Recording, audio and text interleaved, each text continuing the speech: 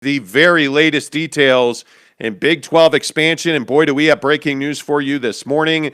If you follow me on Twitter, The Monty Show, Monty, The Monty Show. Hey, baby, that's me. You would know this already, and that is that BYU is anticipating and is prepared for a Friday announcement by the Big 12 that they will add Houston, BYU, Central Florida, and Cincinnati to the conference. And those invitations will be acknowledged on Friday. All applications have been, submitted to the conference. There was a lot of talk that BYU had not submitted an application yet. Completely false.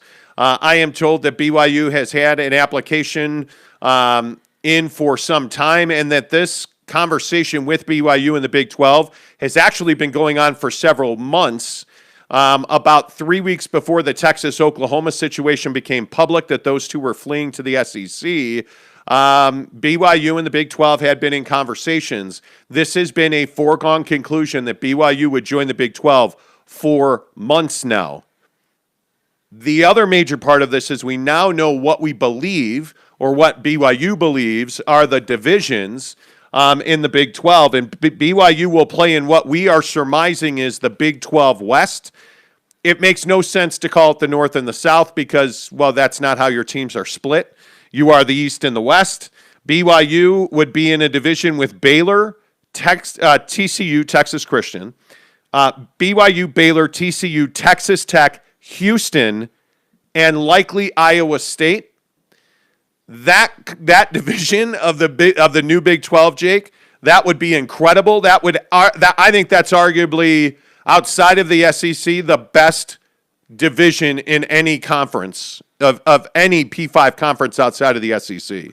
Yeah, I mean, I think it would be really strong, and I think that when we're talking about timelines and how all this came together, and now what division they're potentially going to be in based on your sources, I think that I think it makes perfect sense. If you think about it, this conversation, for the Big 12 and really for BYU has been going on for a while, but you start to kind of put it together, and once the rumblings really started getting real that Texas and Oklahoma were going to leave, now what kind of position does that put the Big 12 in as a conference? All right, well, now we got to find a solution. Who's the first person we're calling, or the first school we're calling? BYU.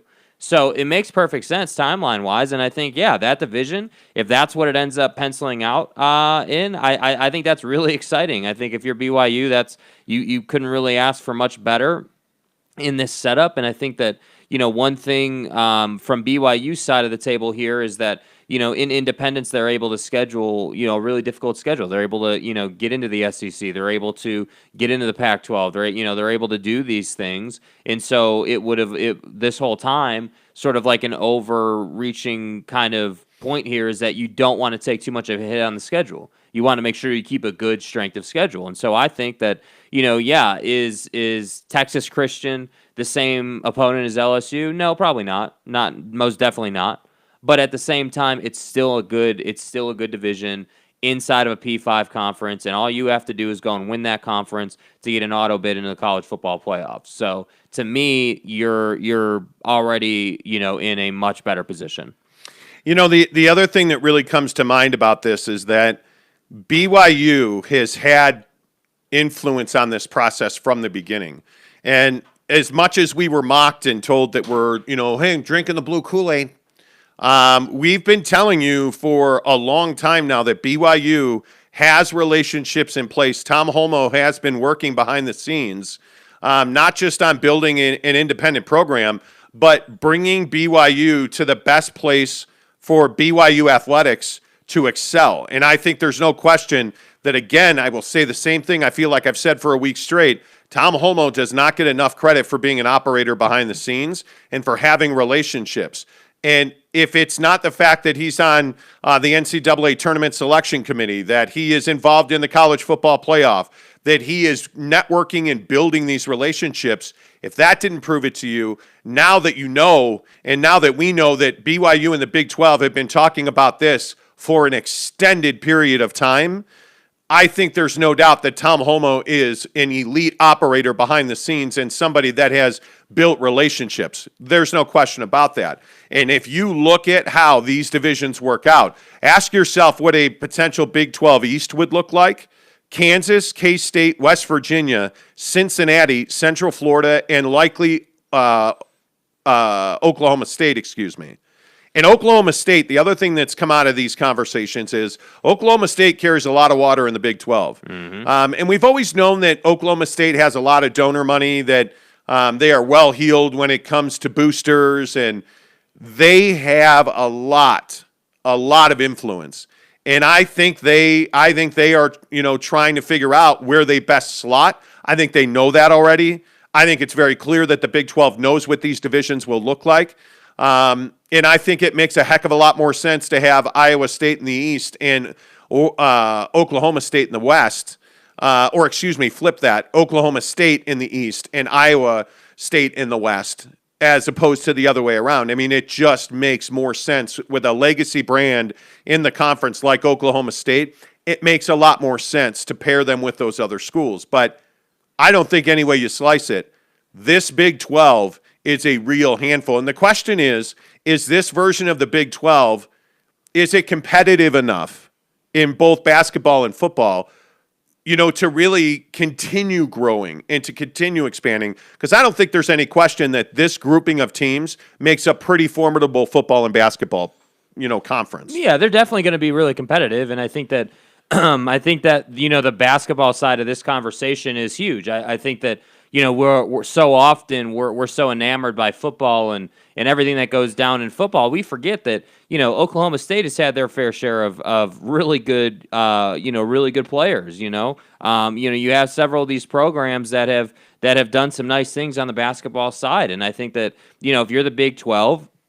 You're sitting here saying, hey, we're going to get a lot more exposure by putting this whole thing together. And I think that, in terms of how they're going to compete with the other conferences, well, nobody's the SEC.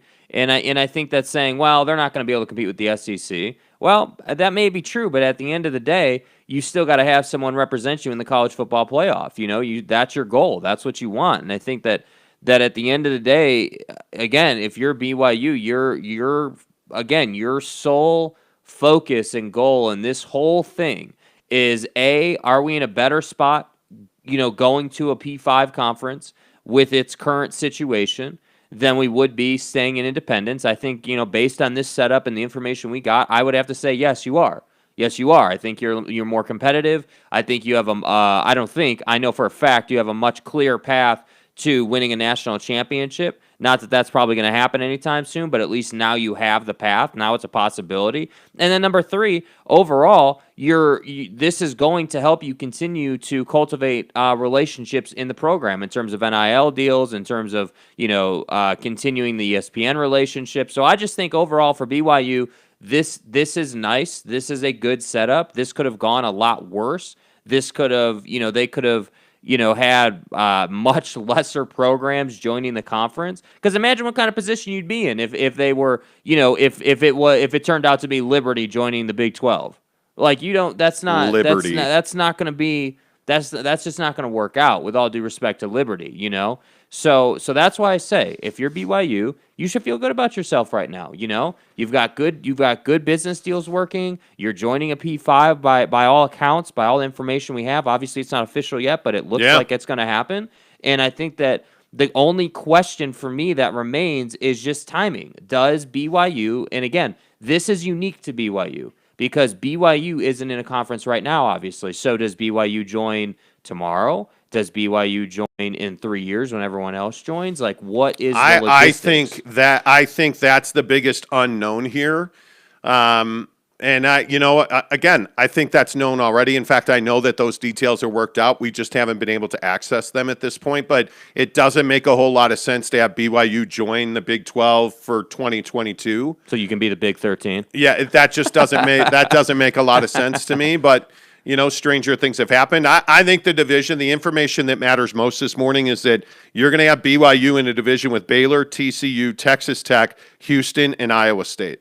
I mean, that is absolutely a dogfight in football. Yeah, I think it's great. And I think that's what you want, right? I mean, the last thing you want is to go from independence and having that strong-ass schedule to a P5 and a weak schedule. That's the last thing you wanted. So to me, again, because the Pac-12 is just such a trash conference right now, and because that was never really an option for you in terms of Pac-12 expansion, and the SEC was not an option, and the ACC wasn't an option, I feel like this whole situation has worked out pretty nice. Well, and there's a couple of questions that have to be asked here. As far as BYU goes, how quickly can they scale up to compete at the top of this conference? Because you look at whether it's going to be, what we're surmising is the East versus the West.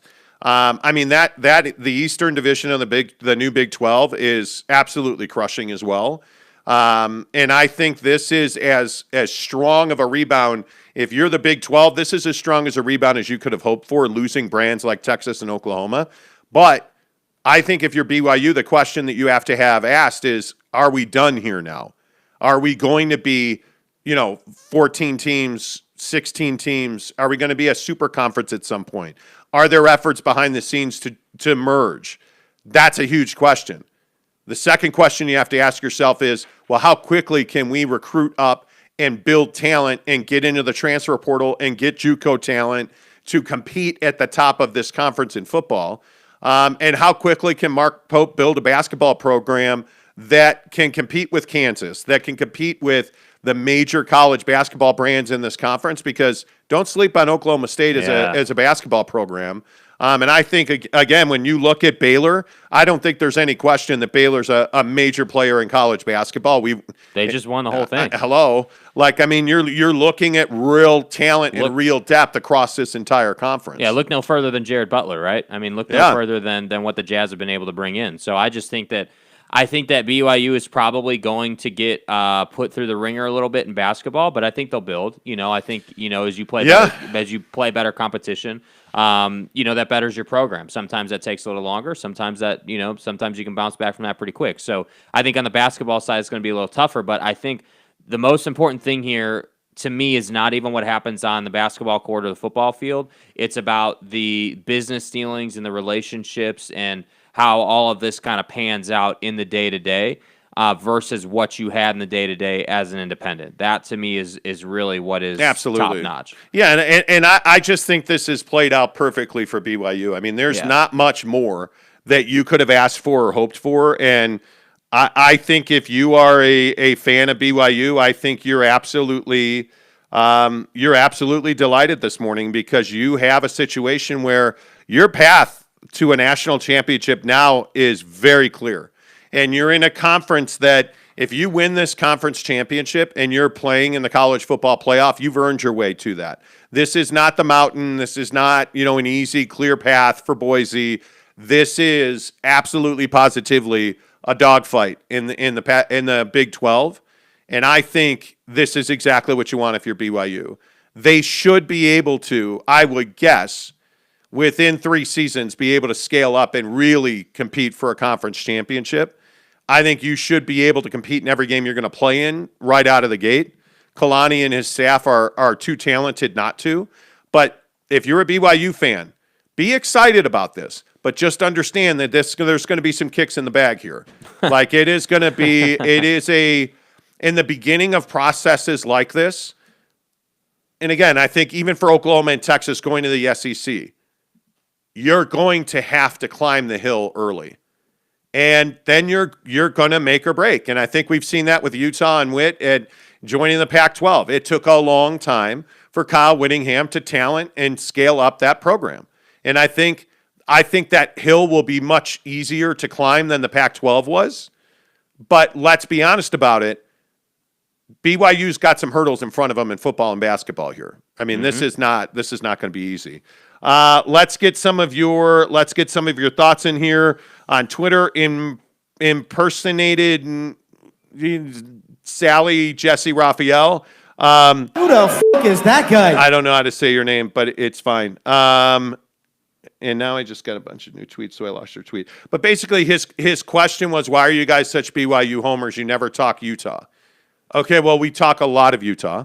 And obviously, we have a game Saturday. By the way, have you at all thought about how you think that game's going to end, or how that game's going to the outcome of the Holy War? I mean, I think that I think that BYU has a better chance this year than they've had in prior years. I think that when we get tweets about people saying that we're homers, well, last time I checked, Utah wasn't joining a new conference, and Utah hasn't really done anything of note recently. So all the Utah fans are going to say, "Oh my God, well, you guys are BYU homers." No, actually, we just happen to know a few people down there, in that team down south in Provo that I know doesn't ever do anything. We happen to know a few people down there, and they're doing some things. And so I think it's worth noting and talking about what they're doing. And by the way, Utah fan, if you get your ass handed to you in Provo on Saturday, I don't want to hear from you. I don't want to hear the hey, BYU Wow. sucks. Like at some point it's got to stop. But I think what's interesting is with all this conference expansion. Ooh, look at Gabe Ledley. You guys. Well, by the way, I would like to say, Gabe Ledley, Lopes fan Gabe, is responsible for ruining the show today. He is the reason that we're going to talk about sperm coming up later on the show. Was that like a euphemism or? No, actually it wasn't. But when you're naturally gifted as an orator as myself, sometimes I think I just say shit. Sample what comes out of my mouth. Yeah, I mean, I'm orally gifted, but really, I've heard that about you. What I meant was, anyway, the point is it's Gabe's fault. Hydroxychloroquine. Yeah, no, it's ivermectin. Anyway, the point is, Gabe says, you guys are selling Mark Pope as a high major coach. Is a bridge too far for me? After watching Dan Marley hand it to him year after year in the WAC, yeah, no kidding. He's not the one. Yeah. Well, we'll see.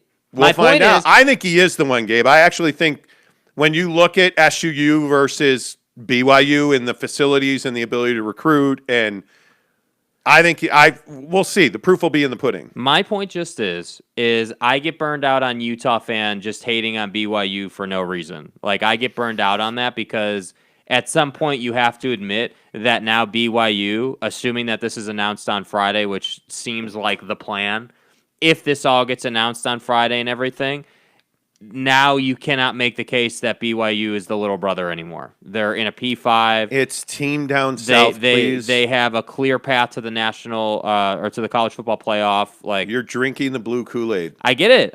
You're paint wearing me the blue blue. sunglasses. Call me a Smurf. I don't give a damn. I'm just telling you, Call they're me doing a things, Smurf. dude. They're doing things. I'm sorry. Did you just reference yourself as like Papa Smurf? It's a perfectly calibrated recipe for maximum personal achievement. Yeah, which is why you're single, dumbass. Anyway, the point is, hey, how are you? My name's Jake, but all my friends, all two of them call me Papa Smurf. We still never talk sometimes. That's why you're single. Thanks. Your go-to pickup line is, I'm Papa Smurf. Nice to meet you. Well said. Want to drink my blue Kool-Aid? Anyway, the point is, I think if this all comes to fruition, what we've been told is going to happen Friday, the momentum's going to be with BYU. The game's in Provo. There's new scoreboards. You can't tell me they're not going to have like a celebratory atmosphere. Will it be sold out? Oh my God, yes. And that's the other thing. Like, traditionally, we would be going to this game. Yeah. Speaking of ivermectin, we're not because of COVID. Hydroxychloroquine. I'm not ready for that yet. I'm not ready to, like, that Michigan thing over the weekend. Dude, a packed house at Michigan. I'm not ready for that. We'll see when. I don't know. Coronavirus. I know you've taken like 7 shots of the vaccine, so you're probably more confident. I mean, you might as well than me. just give me, ivermectin at this point. I've taken everything else, right? Well, and you're never going to need your sperm, so it's fine. Do you Anyway, happen to have horse dewormer as well? Wait till you hear this ivermectin story later. It's amazing. The point is, I would lean BYU's way here, as long as there is a Big 12 announcement on Friday, which I'm pretty much 90-10 that there's going to be at this point. The people who are telling me that, or the people who have been that source, I think are not usually wrong. So, Neville93 says, and again, please put me on the list for the Xbox One. I'll send you all my info. I can even go pick it up right now. So what are we doing with the Xbox, bro? What are we doing? Okay, so we are going to give away this Xbox, and it's very simple how you do this. It's the same as it's always been. If you are subscribed and you are in the piece of Tupperware that's sitting over there, which means that You have taken a picture that you're subscribed to this channel. You have tagged us on Twitter, Instagram, or TikTok. Both of us, not one of us or the other of us. That doesn't count. Both of us, SLC Supercars and The Monty Show, Monty The Monty Show, tag us both on social in a picture that you're subscribed to our YouTube channel, and you'll be entered to win this Xbox.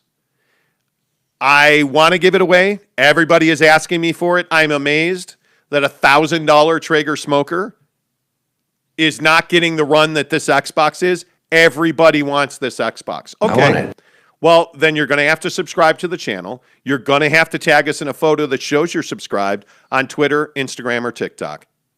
It's that simple. If you do that, you're going to win the Xbox. Now, having said that, I mean, it's 120 FPS frame rates per your mom. I want better fucking execution. You know, it's Xbox Velocity architecture, Xbox Velocity stuff. Are we clear on that? You know, 512 gigs of solid state drive. I mean, what's not to like? Solid state. You know, I'll give you my solid state with high dynamic range and disc-free gaming.